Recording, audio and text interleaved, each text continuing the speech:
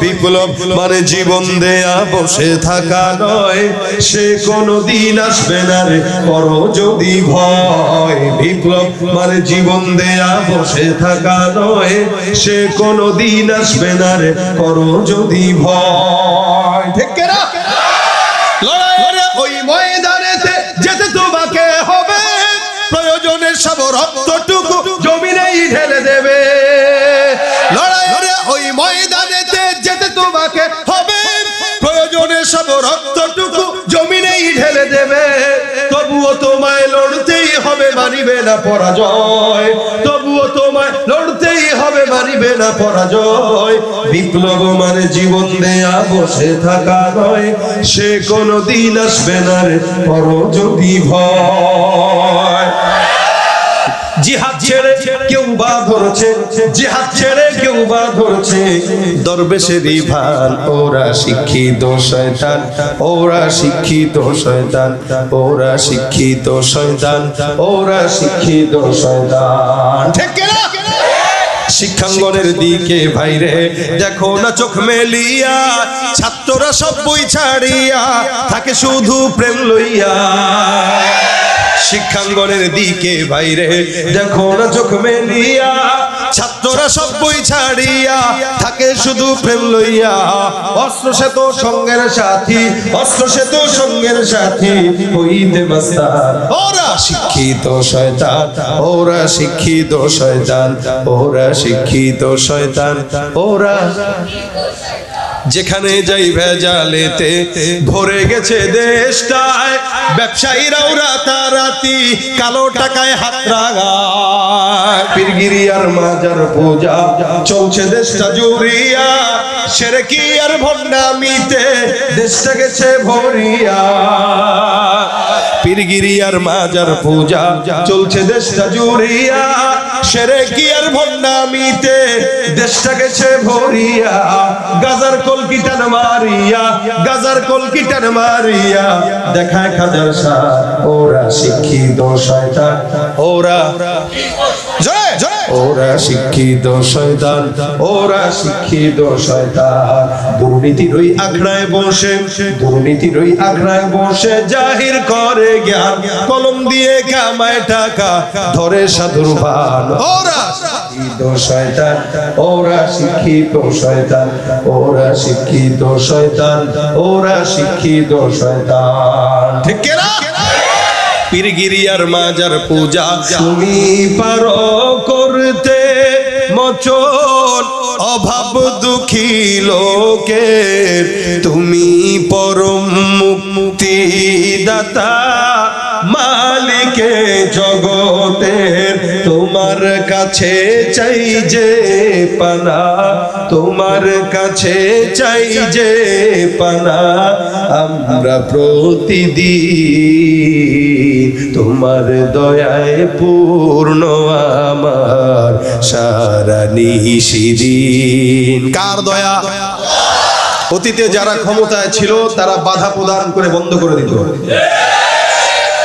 এমনও হয়েছে প্রশাসন এসে স্টেজে উঠতে দেয় নাই, এরকম অসংখ্য আলেমদেরকে বাধা দিয়েছে, কিনা? আলহামদুলিল্লাহ এখন আর সেই সময় নেই। কি বলেন ঠিক না? আগে কথা বলতে গেলে ডানে বামে তাকানো লাগতো। কথা বলেন ঠিক কিনা? ইনশাআল্লাহ ভবিষ্যতের বাংলাদেশ আমরা এরকম বাংলাদেশ দেখতে চাই, যেই দেশে কোরআন সুন্নাহর কথা হবে, বাধা দেওয়ার মতো কোনো নাস্তিকের দুঃসাহস হবে না ইনশাআল্লাহ। তবে একটা কথা বলতে চাই, যদিও 15-16 বছরের স্বৈরাচারী সরকারকে বাংলার জনগণ বিদায় করেছে, তবে এখনো পর্যন্ত এদেশ ইসলাম আর মুসলমানদের হয় নাই। মনে রাখবেন এটা, সরকার একদল যাবে আরেক দল ক্ষমতায় আসবে। এদেশে 53 বছরের ক্ষমতায় আমরা পালা বদল দেখেছি, কিন্তু শান্তি দেখি নাই। যতক্ষণ কোরআন সুন্নাহর আইন এদেশে না আসবে শান্তি আশা করা যায় না। ঠিক কিনা বলেন? শান্তির জন্য কোরআন দরকার আছে না নাই? কোরআনের জন্য জীবন দেওয়া লাগলে দিতে রাজি আছেন তো ইনশাআল্লাহ? ভয় পাবো কাকে?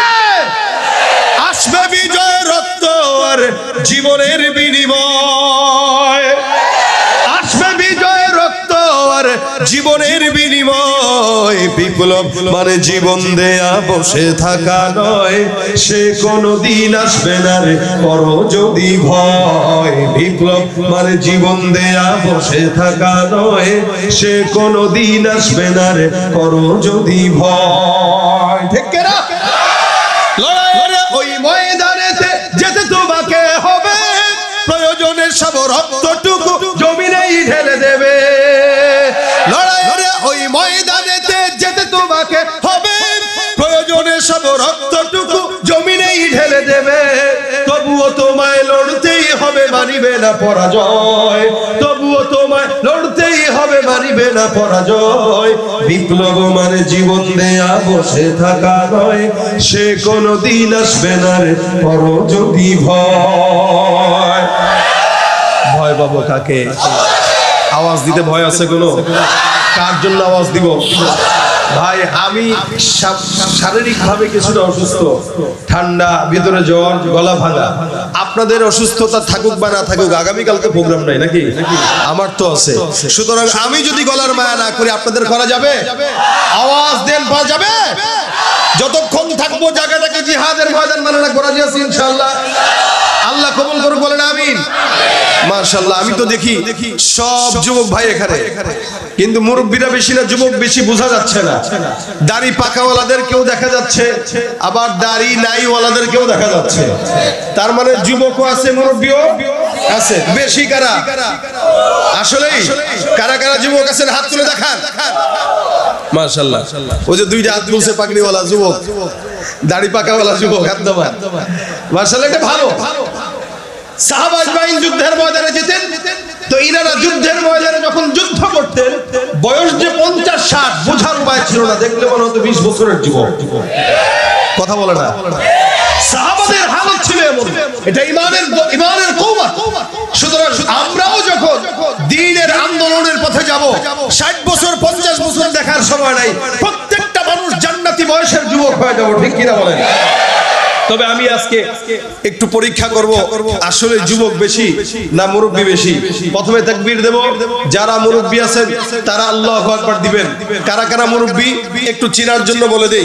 আজকের এই মজমায় যারা বিবাহ করেছেন এরা সবাই মুরব্বী, ঠিক আছে? আমি আছি আপনাদের সামনে, কারা কারা সামনে থেকে হাতটা তুলে দেখা বিবাহিত? মাশাআল্লাহ, বোঝা যাচ্ছে আপনারা পাস করবেন। আত্মান লিল্লাহি তাকবীর। শুধু মুরব্বীরা বিবাহিত, নারে তাকবীর। এবার অবিবাহিতরা হাতটা তুলে দেখা দাও। কারা কারা বিয়ে করে নাই, ঘরে বউ নাই, ফকির মিসকিন? আওয়াজ কি কম হবে না বেশি হবে? আসলে আসলে তাকবীর। মাশাআল্লাহ, এই আওয়াজ শেষ পর্যন্ত থাকবে। আল্লাহ পাক কবুল করুক, বলেন আমিন। ভাই আমি আপনাদেরকে প্রশ্ন করি, বলেন তো এই জায়গায় আমরা যারা বসা আছি, এমন একজন হাত উঠান যে আমার জিন্দেগির বুঝ হওয়ার পর থেকে আজ পর্যন্ত কোনোদিন আমি একটা গুনাহ করি নাই। আছেন কেউ এরকম? কেউ আছেন? কেউ হাত তুলতে পারবে? যত বড় পীর হোক, যত বড় বুজুর্গ হোক, এই দুনিয়াতে এমন কোন মানুষ নাই যার কোনোদিন গুনাহ হয়। প্রত্যেকটা বান্দার গুনাহ আছে। কিন্তু আফসোসের বিষয় এটা, আমরা এই সমাজে যখন চলি, অন্যের দোষ যখন আমার কাছে জানা থাকে, আমি নিজের দোষের কথা ভুলে তার দোষের পিছনে ছোটা শুরু করি। এবং এটা এত বেশি পরিমাণে, মানে এটা মুমিনদের পছন্দনীয় গুনাহে একটা লিস্টের ভিতরে 1 নম্বরে আছে। নামাজও পড়ে, অন্যের দোষ নিয়ে ঘাটাঘাটিও করে, যেন তার জিন্দেগিতে কোনো দোষ নাই, একমাত্র দোষ অমুক তমুক। আর গ্রামের চায়ের দোকান যতগুলো আছে, এই চায়ের দোকানগুলো হলো সবচাইতে বড় গুনাহের আড্ডাখানা। কিভাবে? এক একটা গ্রামের চায়ের দোকান এক একটা সংসদ। কথা বুঝেন না আপনারা? কি সংসদ? এখানে বসে বসে আইন পাস হয়, কোন বেটা কে কেমন। আর চায়ের দোকানে চা উঠানোর টাকা নাই, বিস্কুট উঠানোর টাকা নাই, 32 ইঞ্চি টিভি লাগানোর টাকা শয়তান তারে ঠিকই দিছে। ওইটা নিয়ে বসে আর দেখে আর করে, ভাই হুজুর কি হয়ে গেল, ওই চেয়ারম্যান কি করলো, এমপি কি করলো, মেম্বার কি করলো, মাদ্রাসার মুহতামিম গতকাল কি করেছে, সব নিয়ে খোঁচাখুচি। নিজের তলায় দোষের অভাব নাই, আরেকজনের দোষ তালাশ করার জন্য ব্যস্ত। অথচ এটা যদি নিজের ব্যাপারে চিন্তা করতো, আমি আমার ব্যাপারে চিন্তা করি, হাসিবু ক্বাবলা আন তুহাসাবু। প্রত্যেকের উচিত দুনিয়ার জমিন থেকে যাওয়ার আগেই নিজের হিসাব নিজের মিটাবো। আমি যখন আমার হিসাব মিলাবো তো কবরের হিসাবটা আমার জন্য সহজ হয়ে যাবে। কি ঠিক না? আপনি চাকরি করেন, আপনার নেতা যখন নাকি দোকানের সব হিসাব রাত্রিবেলা 1 মাস পরে মালিককে দেওয়া লাগে, তো 1 মাসের হিসাব আপনি সুন্দর করে গোছানোর জন্য রাত দিন 24 ঘন্টা খাটেন। তো দুনিয়ার মানুষের সামনে যদি হিসাব দেওয়ার জন্য আপনার মনের পেরেশানি এতটুকু থাকে, কবরের হিসাব যখন আল্লাহ পাক নিবে সেই হিসাবটা কতটুকু পেরেশানিতে দেওয়ার দরকার ছিল, উচিত ছিল দুনিয়াতেই আপনার হিসাব প্রতিদিন আপনি মিলান, যেন কবরের হিসাবটা আসানের সঙ্গে হয়ে যায়। কিন্তু আমরা দুনিয়ার হিসাব মিলাই না, অন্যের হিসাবে ব্যস্ত। কেউ নাই এরকম যে বলতে পারবে আমার গুনাহ নাই। শুধুমাত্র নবীরা, সাহাবীরা, তাবেঈরা, এদেরকে আল্লাহ পাক নিজ গুণে ক্ষমা করে দিয়েছেন। সুবহানাল্লাহ। আল্লাহ পাক নবীদেরকে নিষ্পাপ বানিয়েছেন।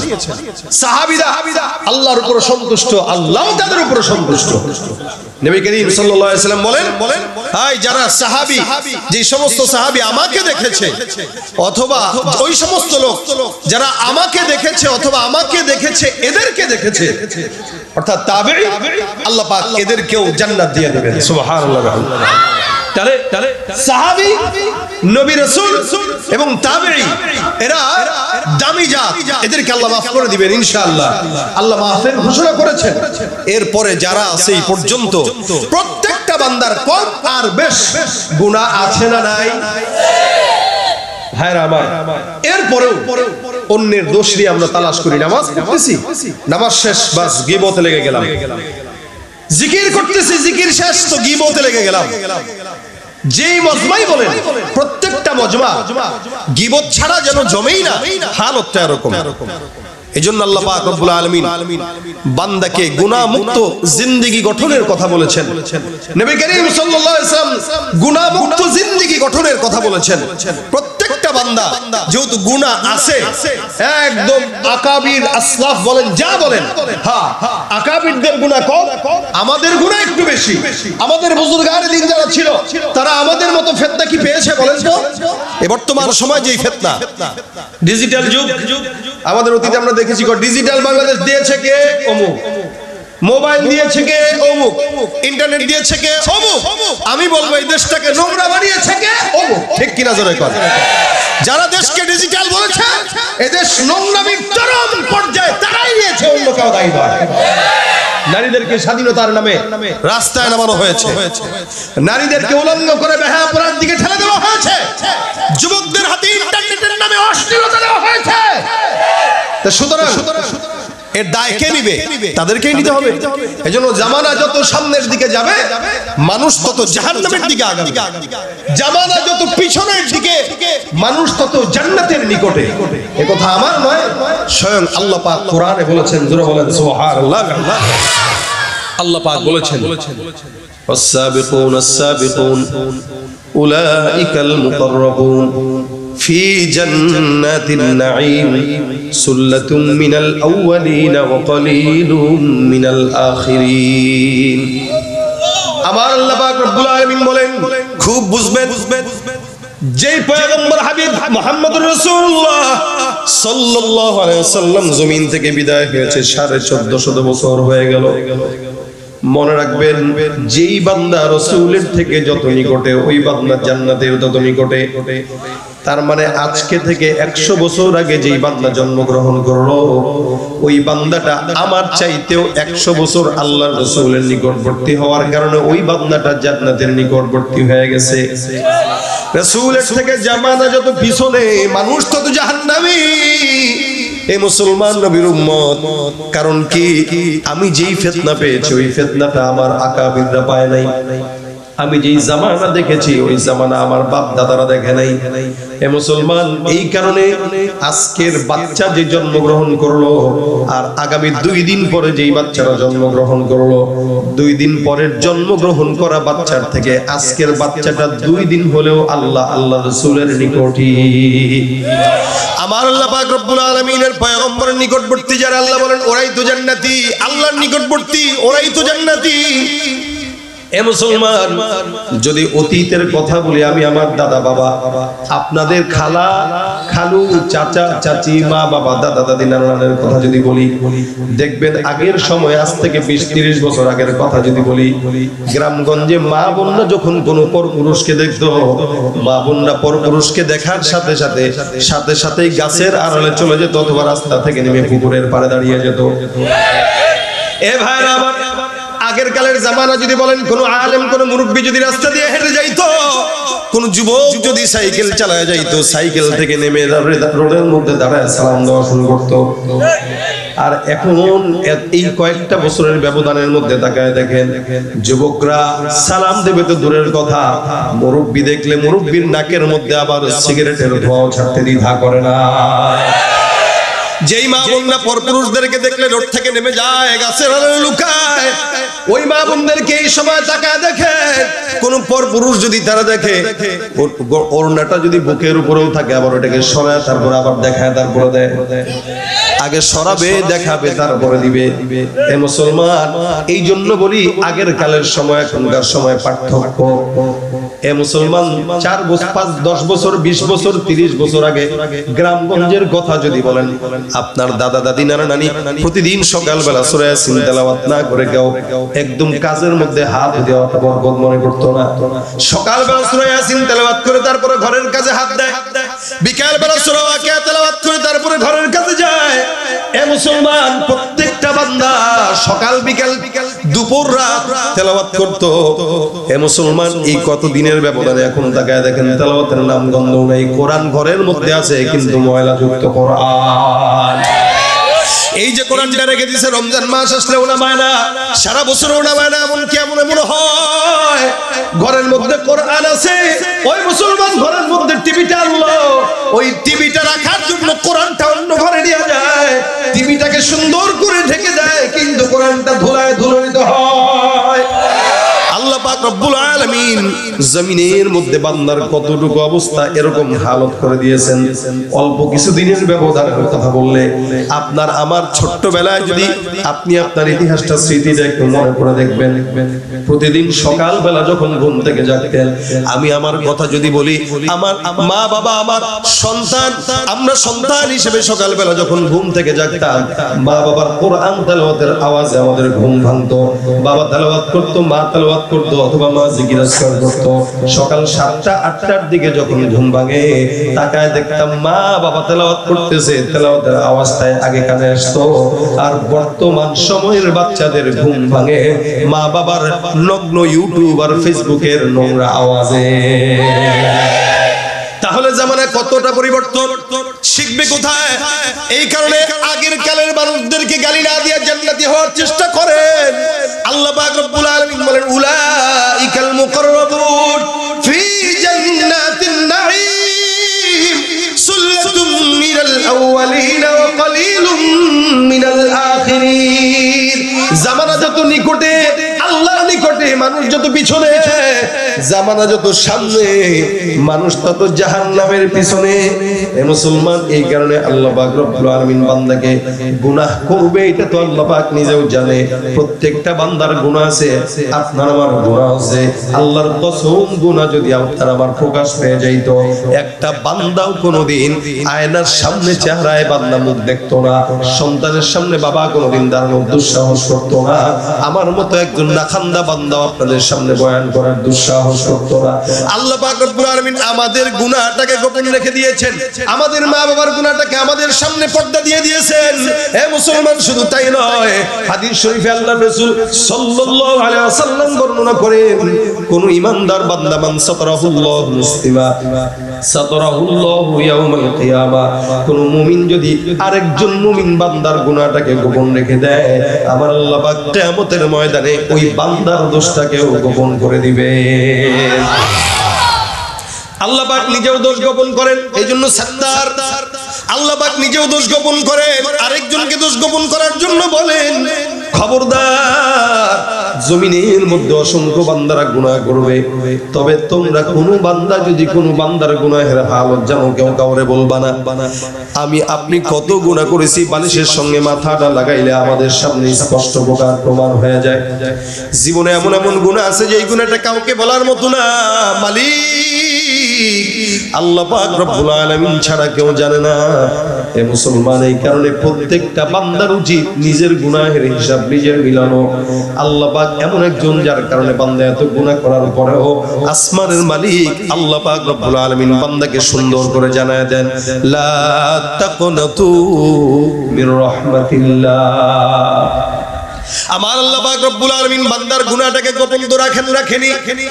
বান্দার যত গুনাহ হোক না কেন, পাহাড় সমান গুনাহ, আমার আল্লাহ ডাক দিয়ে বলে, হে মুমিন, পাহাড় সমান গুনাহ যদি হয়ে যায়, আমি আল্লাহ পাক রব্বুল আলামিন ঘোষণা করলাম, খবরদার, আমার রহমত থেকে নিরাশ হওয়া যাবে না। জমিনের মধ্যে আমি আল্লাহ পাক রব্বুল আলামিন এমন একজন কুদরতওয়ালা মালিক যে আল্লাহ পাক রব্বুল আলামিন বান্দা তোমার গুনাহ দেখার পর আমি তোমাকে ঘোষণা করলাম, তুমি তোমার মালিকের রহমত থেকে নিরাশ হও না।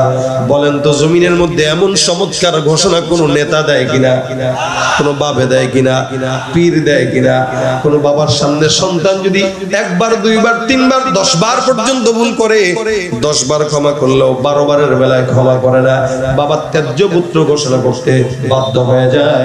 কিন্তু আসমানের মালিক বান্দা কোটি কোটি কোটি বার যদি গুনাহ করে, আল্লাহ পাক ঘোষণা দিয়া বলেন, আলা মিন মুস্তাগফির, এমন কোন চানেওয়ালা আসো চাও, আমি আল্লাহর কাছে চাইতে দেরি, ক্ষমা করতে দেরি করি না।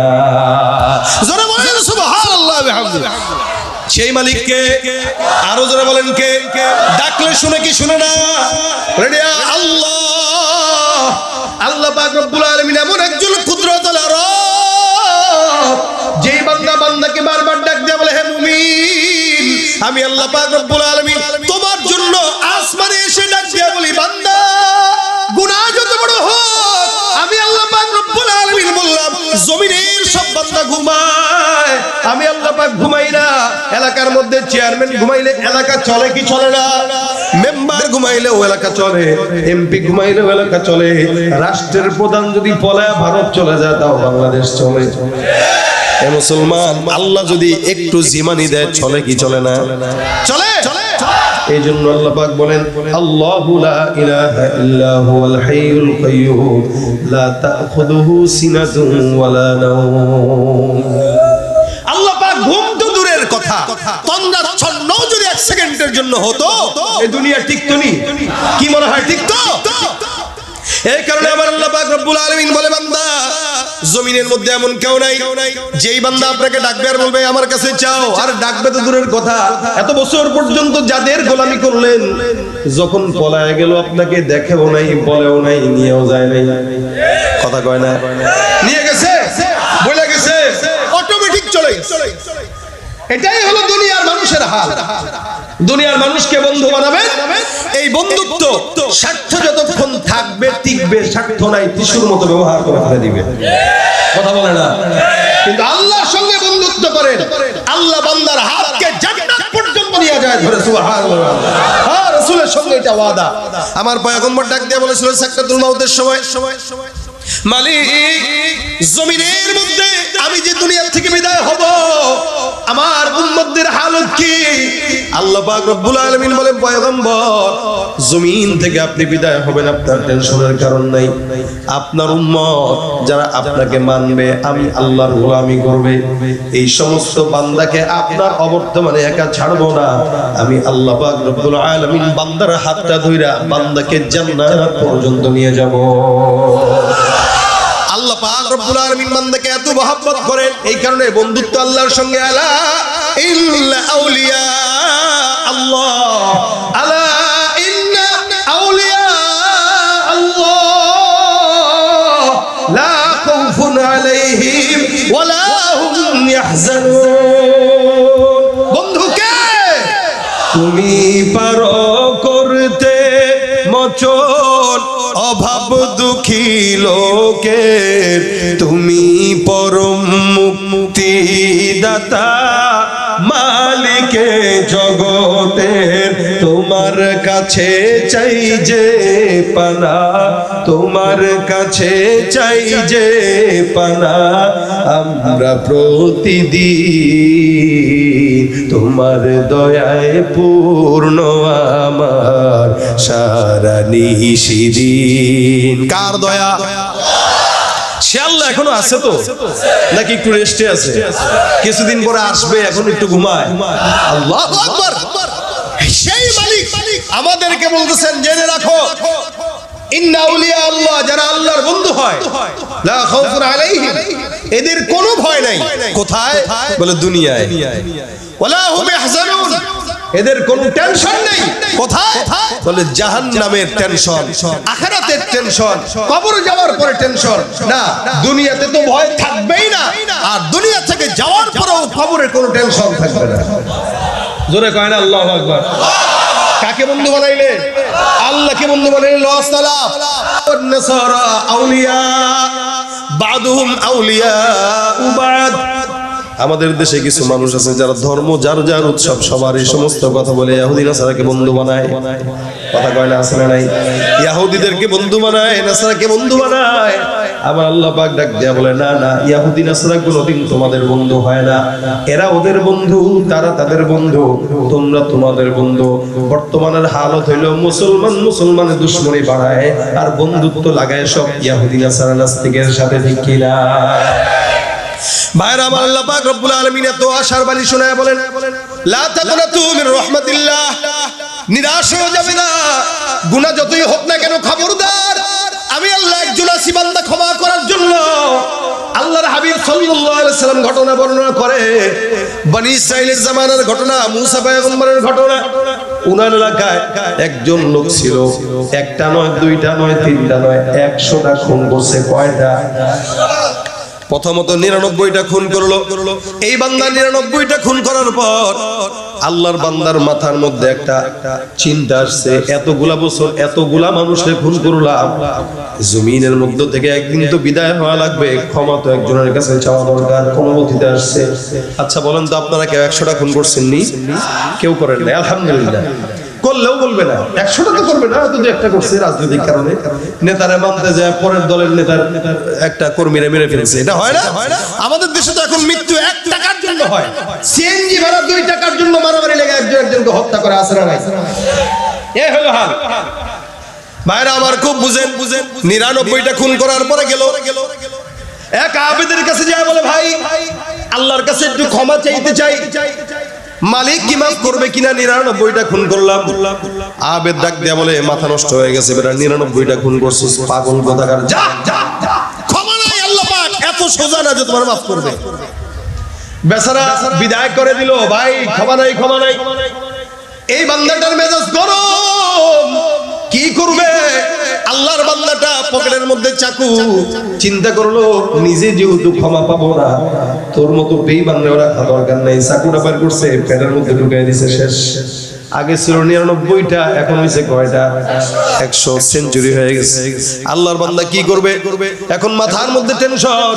99টা ছিল, এখন একটা বাড়ছে, মানে 100টা। দৌড়াইতে দৌড়াইতে একজন আলেমের কাছে যায়, আলেমের কাছে যায় ডাক দেয়া, বলো ভাই 100টা খুন করছি, বলো মাওলা ক্ষমা করবে কিনা? আলেম ডাক দেয়া কয়, নিশ্চয়ই কোনো বান্দার গুনাহ যদি পাহাড় সমান হয়ে যায়, বান্দার গুনাহ যেখানে শেষ, আসমানের মালিকের রহমত সেখান থেকে শুরু। এটাই হলো আলেম আর আবেদের মধ্যে তফাৎ। ফাদলুল আলিমি আলাল আবিদি কাফাদলি আলা আদনাকুম। যত বড় বুজুর্গ হন, যদি ইলম না থাকে, 1000 আবেদ একজন আলেম বরাবর হয়ে যায়। সুবহানাল্লাহ। এজন্যই তো মাদ্রাসা, আলেম বানানোর জন্য। নিজের ইচ্ছায় হাদিস কিতাব পড়াই আলেম হওয়া যায় না, এই চিন্তা বাদ দেওয়া লাগবে। মাদ্রাসায় পড়ে শিক্ষক ধরে আল্লাহ ওয়ালাদের সহবতে থেকে ইলমের যে নূর পাওয়া যায়, এই নূর নিজে নিজে পড়ে পাওয়া যায় না। ঠিক কিনা বলে? এইজন্য ভাইরা আমার খুব বুঝবেন, আল্লাহর বান্দাটা এবার যায়, আলেম নিয়ে ডাক দেয়া বলে, যাও এমন একজন লোক ওই জায়গায় আছে, সেখানে যাও, নিজের গুনাহগুলো মাফ করো, বান্দার হাতে তওবা করে আল্লাহর কাছে মাফ চাও, আল্লাহ পাক রব্বুল আলামিন তোমার মাফ করে দিবে। বাসার থেকে গোসল করে রওনা হয়ে গেছে তওবা করার জন্য। উদাহরণ স্বরূপ আপনাদের কাশিনাথপুর থেকে ঢাকায় যাবে তওবার জন্য, বাস ওখানে যে মাফ টাফ চাবে আল্লাহর কাছে হাতে ধরে বায়াত হবে, রওনা হয়ে গেছে।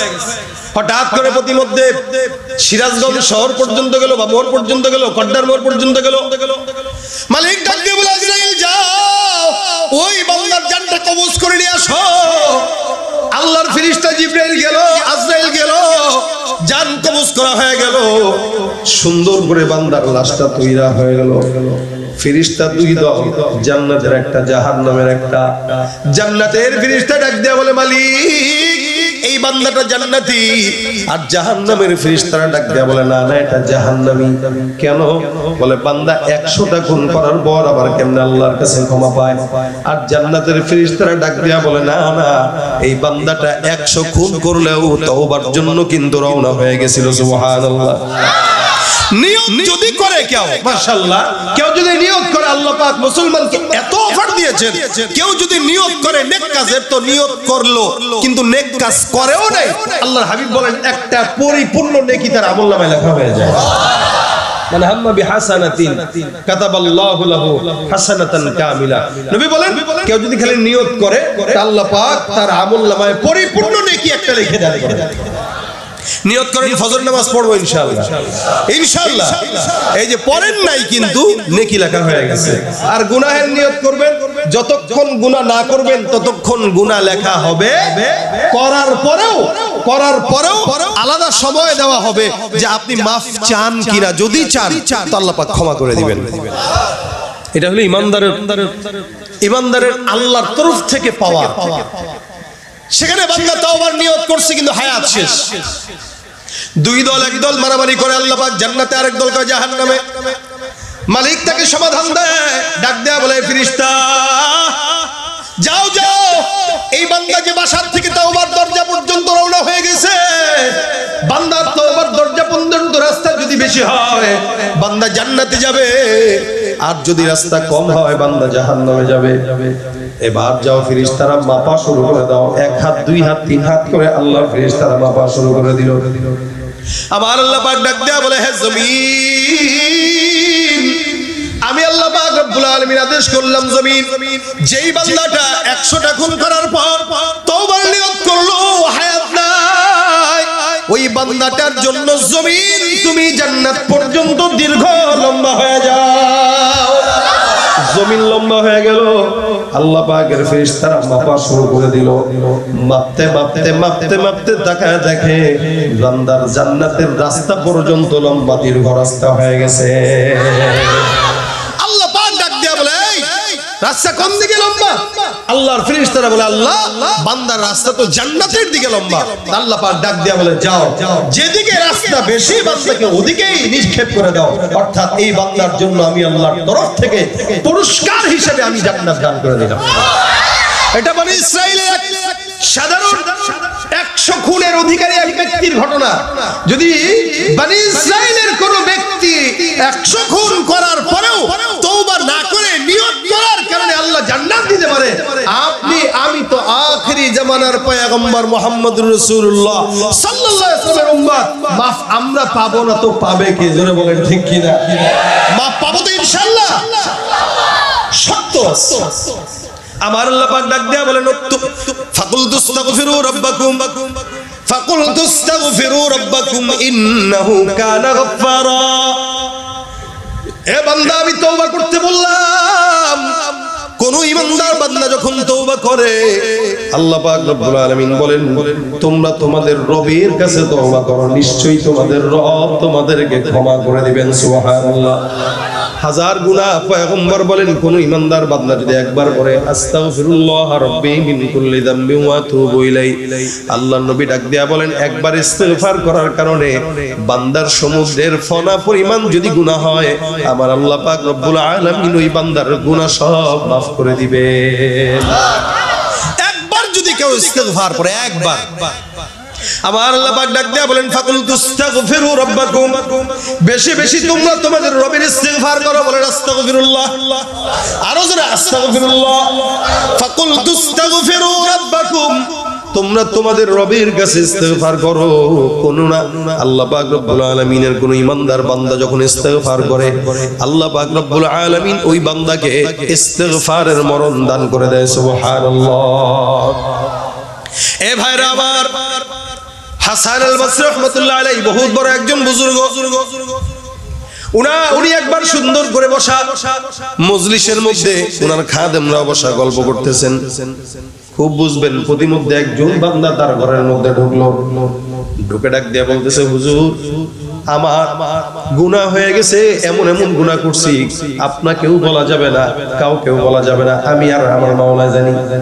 এমন একটা আমল শিখায় দেন যে আমলের কারণে আসমানের মালিক আমারে ক্ষমা করে জান্নাত দান করে দিবেন।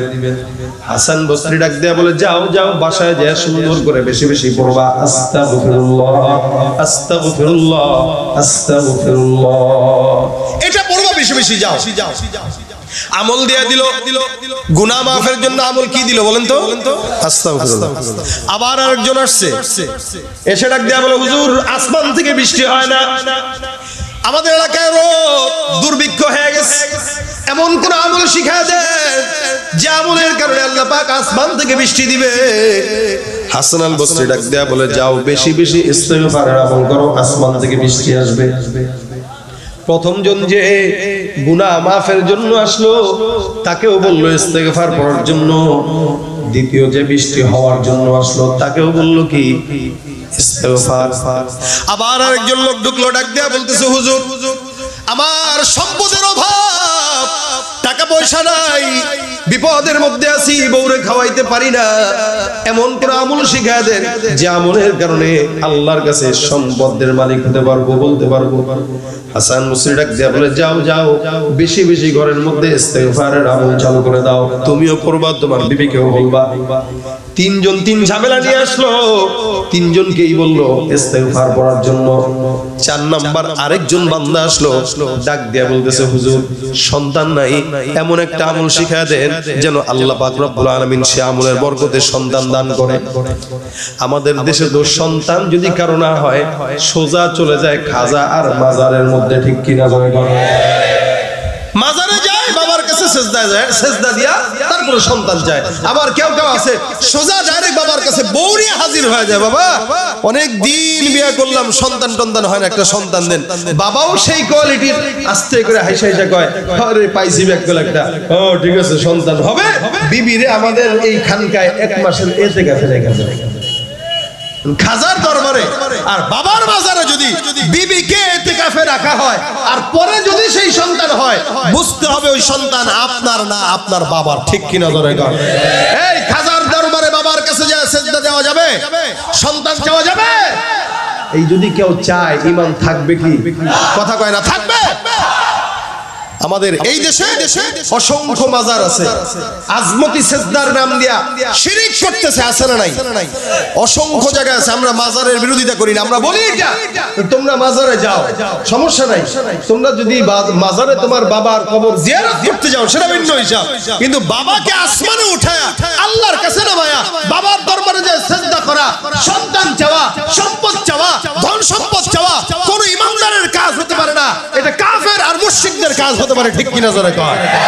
পীরগিরি আর মাজার পূজা চলছে দেশটা জুড়িয়া, শিরকি আর ভণ্ডামিতে দেশটা গেছে ভরিয়া। পীরগিরি আর মাজার পূজা চলছে দেশটা জুড়িয়া, শিরকি আর ভণ্ডামিতে দেশটা গেছে ভরিয়া। গাজার কলকিটান মারিয়া, গাজার কলকিটান মারিয়া দেখায় খাজার শাহ, ওরা শিক্ষিত শয়তান, ওরা ওরা শিক্ষিত শয়তান, ওরা শিক্ষিত শয়তান।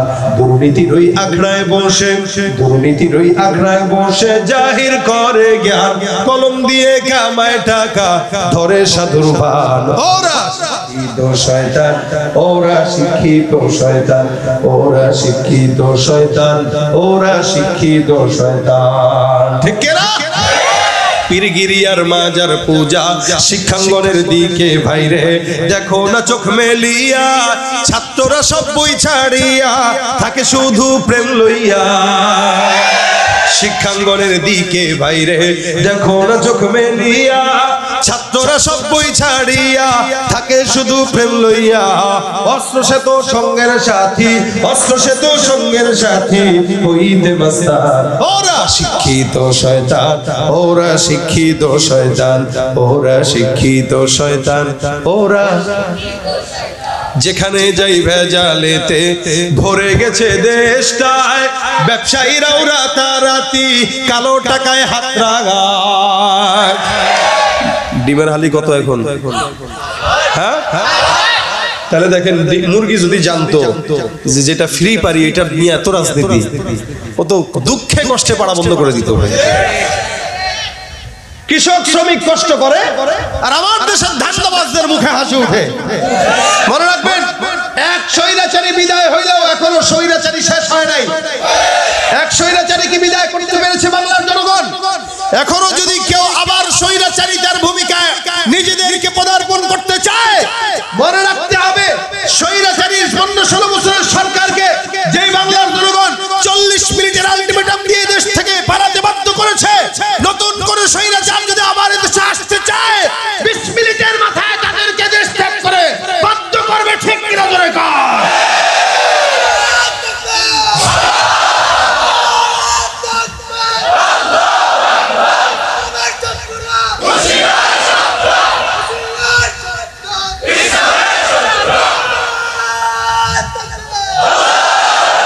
যেখানে যাই ভেজালেতে ভরে গেছে দেশটায় ব্যবসায়ীরাও রাতারাতি কালো টাকায় হাত রাঙায় ভেজাল থেকে বাঁচতে হলে ভেজাল থেকে বাঁচতে হলে খোলা রাখো কান ওরা ওরা শিক্ষিত শয়তান ওরা শিক্ষিত শয়তান ওরা শিক্ষিত শয়তান ঠিক কি না ভাইরা আমার শিক্ষিত শয়তান এখনো সমাজে আছে না নাই বহুত আছে বহুত এই দেশে এক সরকার যাবে এক সরকার আসবে মনে রাখবেন ইসলামী আইন ছাড়া শান্তির স্বপ্ন দেখাটা বোকামি ছাড়া কিচ্ছু না কথা ঠিক কিনা জোরে কোন আলেম নামেও কত দেখো টাকার মোহে পড়িয়া স্বার্থের পিছে দৌড়াইতেছে কোরআন হাদিস ছাড়িয়া জিহাদ ছেড়ে কেউ বা ধরছে জিহাদ ছেড়ে কেউ বা ধরছে দরবেশেরই ভান ওরা শিক্ষিত শয়তান ওরা শিক্ষিত শয়তান ওরা শিক্ষিত শয়তান ওরা শিক্ষিত শয়তান ঠিক কি না ভাইরা আমার সন্তান চাইলে কার কাছে সম্পদ চাইলেও কার কাছে হাসান মুসরির কাছে এসে ডাক দেয়া বলে হুজুর সন্তান হয় না এমন কোন আমল শিখায় দেন এই কিন্তু হুজুরের কাছে সন্তান চায় নাই কি বলছে আমল দেয়া দেন হাসান বসরি যায় ডাক দেয়া বলে যাও বাবা ইস্তেগফার পড়ো প্রথমে একজন গুনাহের জন্য আসলো ইস্তেগফার বললো বৃষ্টির জন্য আসলো ইস্তেগফার বললো সম্পদের জন্য আসলো ইস্তেগফার বললো সন্তানের জন্য আসলো আরেকজন ডাক দেয়া বলতেছে হুজুর আমার ক্ষেতের মধ্যে ফসল নাই এমন কোন আমল শিখায় দেন যে আমলের কারণে আল্লাহ পাক ক্ষেতের মধ্যে বরকত দান করবে উনি ডাক দেয়া বলে যাও যাও বেশি বেশি ইস্তেগফার করো 5 জন আসলো 5 জনকে কি আমল দিলেন খাদেম ডাক দেয়া হুজুর বুঝলাম না আপনি কি আর কোনো আমল পারেন না একটা আমল তো পীরের কাছে যদি 10 জন যায় বলে আর 10 জনের যদি খালি একটা আমল দেয় মানুষকে হুজুরে মনে হয় বেশি পড়ালেখা জানে না একটাই শিখছে এটা নিয়েই চালায় দেয় সব জায়গায় হাসান মুসরি হাসিয়ার বলে কয় কেন কয় 5 জন আসলো একই আমল কারণটা কি হাসান আল বসরি ডাক দেয়া বলে 5 জন যে আসলো একই আমল দিলাম কারণ এই আমলটা আমিও দেই না আমার বাপেও দেয় নাই দাদাও দেয় নাই আমি যে আমলটা দিয়েছি ওই আমলটা আমার আসমানের মালিক আল্লাহ রাব্বুল আলামিন দিয়েছে সুবহানাল্লাহ বুঝেন বুঝেন আল্লাহ আমল দিয়েছে কোন পীর না কোন বুজুর্গ না আপনি আপনার পীরের আমল পাইলে তো একদম 24 ঘন্টা আমল করতে থাকেন মালিক যে আমল দিয়েছে ওই আমলটা তো আমাদের 24 ঘন্টা করা দরকার ঠিক না হাসান মুসরি ডাক দেয়া বলে আমার আল্লাহ কোরআনে বলেছেন ফাকুলতু আস্তাগফিরু রাব্বাকুম ইন্নাহু কানা গফফারা। নিশ্চয়ই এক নাম্বার, কোন বান্দা যদি ইস্তেগফার করে, ওই বান্দা যদি গুনাহগার থাকে, ওই বান্দার গুনাহ থেকে মুক্ত করে বান্দাকে মাফ করার দায়িত্ব আল্লাহ। এই জন্য আমার আল্লাহ বলেছেন, মুমিন গুনাহ হয়ে গেলে এক নম্বরে আমল কি বলেন? ইস্তেগফার। দুই নম্বরে আমার আল্লাহ ডাক দেয়া বলেন, ইউরসিলিস সামা আলাইকুম মিদরারা। কোন ইমানদার যদি ইস্তিগফার আদায় করে, আমার আল্লাহ পাক রব্বুল আলামিন ডাক দেয়া বলে, ওই বান্দা আসমান থেকে আমি আল্লাহ ইস্তিগফারের মাধ্যমে সুন্দর রহমতের বৃষ্টি দান করব। আমলটা দিছেন কে? তিন নম্বরে, কোন ইমানদার বান্দা এমন যদি থাকে যেই বান্দাটার সম্পদ নাই, রিজিকের অভাব, দোকানে বরকত নাই, বেচা কিনা নাই, বাজারের দোকান আছে, আল্লাহ পাক রব্বুল আলামিন বলে, কেউ যদি ইস্তিগফার আমল করে, ওয়ায়ুমদিদকুম বিআমওয়াল, ওই বান্দার রিজিকের ওসাত আমি আল্লাহ কুদরতি ভাবে দান করে দিব। সুবহানাল্লাহ। আবার কোন বান্দা সন্তান যার নাই, বিয়ে হয়ে গেছে, বউরে খালি দোষ দেয়। আমাদের দেশে সন্তান না হলে খালি বউর দোষ, বেড়ার দোষ থাকলেও বেড়া কয় না, খালি বউর দোষ। আমার আল্লাহ পাক ডাক দেয়া বলেন, ইস্তিগফার করো। কোন বান্দার যদি সন্তান না হয়, আমি আল্লাহ কুদরতি ভাবে বান্দাকে সন্তানের ব্যবস্থা করে দিব। বান্দার ফসল যদি বরকত না হয়, খেতে যদি ফসল না হয়, ইস্তিগফার করো। ইমদিদকুম বিআমওয়ালি ওয়া বানিনা ওয়া ইয়াজআল লাকুম জান্নাত ওয়া ইয়াজআল লাকুম আনহারা। ওর যা নিয়ামত দরকার সব নিয়ামত আমি দিব। আমল কয়টা? কি ভাইরা আমার খুব বুঝবেন। এই কারণে হাদিস শরীফে পয়গম্বর বলেন, আমি নিজেও প্রতিদিন 100 বার ইস্তেগফার করতাম। সুবহানাল্লাহ। রাসূল কয়বার পড়তেন? 100 বার। তাহলে আমাদের তো 1 কোটি বার পড়া লাগে। আমরা গুনাহ করতেছি, গীবত করতেছি, শিকায়াত করতেছি, এনে গীবত ওখানে গীবত, ওই হুজুরের কি দোষ, ওই হুজুরের কি দোষ। ভাই কি ফায়দা? ফায়দা কি বলেন? আপনি গীবতের কারণে নিজের নেকিগুলো হারাইতেছেন, আরেকজনের গুনাহগুলো নিজের কাঁধে নিতেছেন। কি ঠিক না? মনে করেন আমি সাইদ, আমি থাকি ঢাকায়, আপনি থাকেন পাবনা, আপনি এখানে বসে বসে আমার নামে না জেনে গীবত একটা করলেন। আপনাকে যদি বলা হয়, ভাই সাইদ আহমদকে যদি আল্লাহ পাক জান্নাত দেয়, তুমি মানবা? কেমনে জান্নাত পায়? জাহান্নামে ধরলেন। আপনি চান আমি জাহান্নামে যাই, কিন্তু আপনি জায়গায় জায়গায় বসে বসে আমার গীবত করে গোপনে গোপনে আমার জান্নাতের রাস্তা খুলে দিচ্ছেন, আপনি নিজেও জানেন কেন? গীবতের মাধ্যমে। কি ঠিক না? ঠিক না? কথা বলেন ঠিক কি না? এজন্য আমি বলি, গীবত যদি করতে হয় মায়ের নামে করেন, বাবার নামে করেন। কেন জানেন? কারণ আপনার মা বাবার জন্মদাতা হিসেবে আপনি যখন মা বাবার গীবত করবেন, আপনার গুনাহগুলো, মা বাবার গুনাহগুলো আপনার কাছে আসবে, আপনার নেকিগুলো মা বাবার কাছে যাবে। ঘরের নেকি ঘরেই থাকলো, মা বাবা জান্নাতে গেল। কি ঠিক না? আপনি অন্তত আপনার মা বাবাকে জান্নাতে দেন না, কিন্তু মা বাবার নামে গীবত করলে ভাই ফাটালো মধ্যে। আমার মায়ের নামে কইস, বাবার নামে কইস, বাবার নামে কইলে গায়ে লাগলে একজন মুমিন ভাইয়ের নামে কিভাবে গীবত হয়? এজন্য আল্লাহ পাক বলেন, ইন্নামাল মুমিনুনা ইখওয়া ফাসলিহু বাইনা আখাওয়াইকুম। প্রত্যেকটা মুমিন ভাই ভাই। কেউ যদি কোনো ভুল করে, ইসলাহের নিয়তে একে শুধরায় দাও, এটা আল্লাহ পাকের আদেশ। সেটা না করে গীবত শিকায়াত করে অযথা নিজের গুনাহের আমলনামাকে ভারী করার কোনো দরকার নাই। ওই সময়টা ইস্তিগফার করেন, অন্তত নিজের গুনাহটা কমবে, বাড়বে না। রাজি আছেন করতে ইনশাআল্লাহ? হার টাইম, হাতের কাজ আছে, পায়ের কাজ আছে, জবানের কাজ নাই। আমি এত দূর থেকে আপনাদের এখানে আসলাম, এসে এই ভাঙা গলায় অসুস্থ শরীর নিয়ে 2-4টা কথা বললাম। এই কথা বলার পরে এখান থেকে উঠলেন, বাসায় গেলেন, কোনো কিছু যদি পকেটে নিয়ে না যেতে পারলেন, তা ফায়দাটা কি? আচ্ছা বলেন তো, আপনারা মাদ্রাসায় টাকা দিবেন না? নিজের পকেটের টাকা খরচ করে আসছেন তো নাকি? কেউ কি টাকা দিবে? দিবে না। আসার পরে আবার কমিটিরা টাকা আপনাদের পকেটে রেখে দিচ্ছে, আবার বাসায় যাবেন নিজের পকেটের টাকা দিয়া। পকেট তো কিছু খালি হয়েছে নাকি? মনে করেন 1000 টাকা নিয়ে আসলে এখন আর হয়তো 100 টাকা আছে, বা 5000 টাকা নিয়ে আসছেন এখন হয়তো 1000 টাকা আছে, তা খালি হইল। বাকি টাকা যে আপনি এখানে রেখে গেলেন, ওটা তো ভরে নিয়ে যাওয়া লাগবে। তো বললেন কি, টাকাটা দেওয়ার মাধ্যমে সওয়াব কামাইলেন, আর এখান থেকে একটা আমল নিয়ে গেলেন, অন্তত পকেটটা ভারী হয়ে তারপরে গেল। কথা বুঝেন নাই মনে হয়? ঠিক আছে তো ইনশাআল্লাহ? হাতের কাজ আছে, পায়ের কাজ আছে, জবানের কোনো কাজ থাকে না। জবানের কাজ একটা উঠাবো, ইস্তেগফার। কি বলেন? এটা আল্লাহ পাক যেন আগে আমাকে তৌফিক দান করে, এরপরে যেন আপনাদেরকে দান করে। এমনি বসে আছেন, আস্তাগফিরুল্লাহ আস্তাগফিরুল্লাহ আস্তাগফিরুল্লাহ, বিবিরে বলবেন তুমি ইস্তেগফার করো, রান্না করার সময় ইস্তেগফার, তরকারি করার সময় ইস্তেগফার, ডাল রান্নার সময় ইস্তেগফার, উঠান ঝাড়ু দেওয়ার সময় ইস্তেগফার, গরুর থেকে দুধ দোয়াইতেছে ইস্তেগফার, ছাগল চড়াইতেছে ইস্তেগফার। অর্থাৎ যেই কাজেই ইস্তেগফার করবেন, কোন বান্দা যদি প্রত্যেকটা নিয়তের প্রতিনিয়ত বান্দা ইস্তেগফারের আমল করে, আমার আল্লাহ ওই বান্দাকে মুস্তাজাবুদ দাওয়া বানায় দেয়। সুবহানাল্লাহ। মুস্তাজাবুদ দাওয়া মানে আল্লাহ পাক যেই দোয়াই করবেন আল্লাহ পাক সেটা কবুল করবে, এটা মুস্তাজাবুদ দাওয়া। কেউ যদি ইস্তেগফার আমল বেশি বেশি করে আল্লাহ পাক তাকে মুস্তাজাবুদ দাওয়া বানায় দেয়। ভাই, মাহফিল অনেক শুনেন আপনারা, প্রতিনিয়তই প্রোগ্রাম শুনেন, আমরা করতে করতে ক্লান্ত, আর কত করা যায়। কিন্তু কথা হলো এটা, আমাদের মাকসাদ এত দূর থেকে আসলাম, আপনাদের থেকে কিছু কথা শুনবো, এখান থেকে আবার চলে যাব, যাওয়ার পরে আমি বাসায় শুয়ে শুয়ে যেন আপনাদের কিছু আমলের সওয়াবের ভাগীদার যেন আমি হইতে পারি, এটাই আমাদের মাকসাদ। এটা আমাদের বুজুর্গ আলে দিনরা করে গেছেন, যে কোনো জায়গায় গিয়েছেন তো ছোট্ট একটা কাজ দিয়ে আসছেন।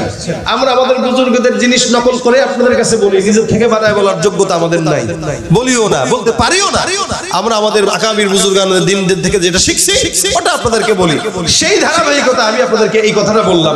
আজকের মাহফিল থেকে খালি হাতে না যে বাসা পর্যন্ত যাবেন একটা কাজ দিয়ে, সেটা কি? ইনশাআল্লাহ বলেন। এই যে নিয়ত করছেন, আমার বিশ্বাস আল্লাহর রাসূল সাল্লাল্লাহু আলাইহি ওয়াসাল্লামের হাদিস অনুযায়ী আমলনামায় সব লেখা হয়ে গেছে। পুরে পুরে ছাই হইল এই যে পাগলের সিনা, মাওলা তোমায় ভালোবেসে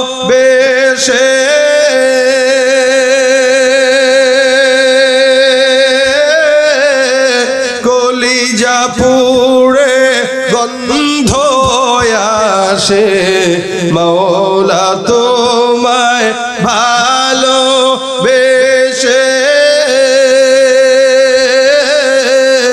কলিজা পুড়ে গন্ধ আসে, আমি তোমার নূরে যাব মিশে, তোমার নূরে যাব মিশে, দূরে ঠেলে দিও না, পুরে পুরে ছাই হইল এই যে পাগলের সিনা, মাওলার ইশকে জলে আগুন নিভাইলে যে নিভে না, পুরে পুরে ছাই হইল এই যে পাগলের